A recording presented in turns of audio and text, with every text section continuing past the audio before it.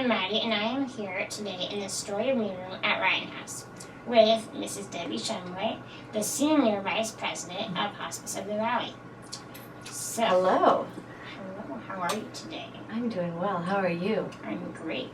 So, how did Hospice of the Valley get involved as a founding partner? Hospice of the Valley got involved as a founding partner really when we had some community folks come to us knocking on our door suggesting might we do something that would be a place where children could come for a break, a respite, and have nurses around the clock and help around the clock. And when they first came to us, we thought, gosh, we do take care of children, but not the way that they were talking about, in a beautiful home-like setting that was just geared to kids. So we asked them, well, would you mind doing some more homework and getting some community partners around it, and then keep us posted? And so when they came back, they had built a community of supporters. And so then together we all said, okay, how do we take this to the next step and work on raising money and building the building? And it all got in motion. It was really exciting. Thank you, that sounds exciting. So, what has made you proud as a founding partner of Ryan House? Oh boy, so many things have made me proud. Being here today makes me proud. I think that the need in the community, being able to help kids and their families, and just seeing the satisfaction and the happiness and the stories, that makes me so proud. What is your vision for Ryan House? My vision for Ryan House would be that every child that needs Ryan House has the opportunity to experience it. And so that's really raising awareness and having it, if it can be something that other states can copy, and because it's so successful here, if let's say Florida or you name it, California, other places could have a Ryan House, I think that would be pretty special.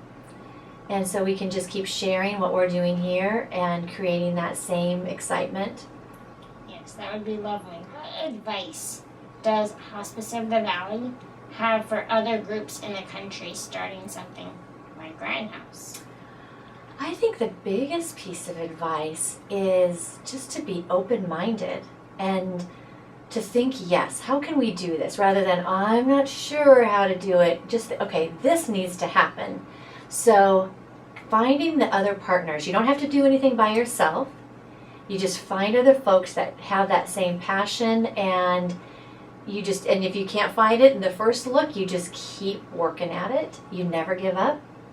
You keep finding the folks that, really do share the same love and concern, and just keep working hard at it. And truly, just don't give up. Keep plugging along. And when the path kind of turns to the right and you didn't think it was going to, that's okay.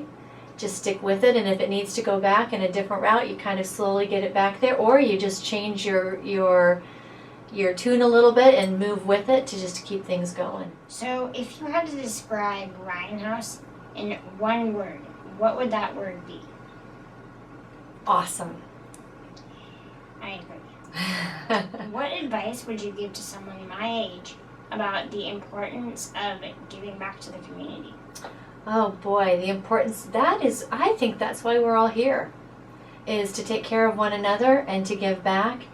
And I think we find our biggest joy when we do things for other people. We can go and run around and do things for ourselves, and we need to do those things.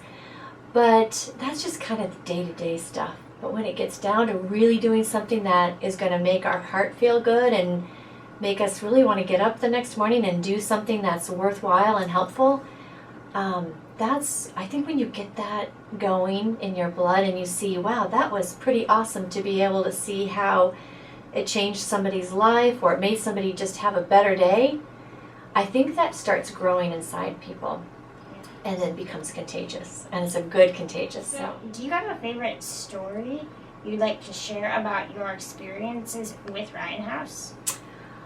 Gosh, there's so many great stories. I think, the story of what happens here every day is just as special as the next day. I mean, it really you come in and I get to meet beautiful young people like yourself, and today this will be a story that takes me forever that I get to share with folks. So I remember coming and holding babies, and I love that. I love being able just to be around all of you. So what's your favorite story here and memory here? Oh, I'm going to have to say the Capri Sun challenge. Oh, what was that like?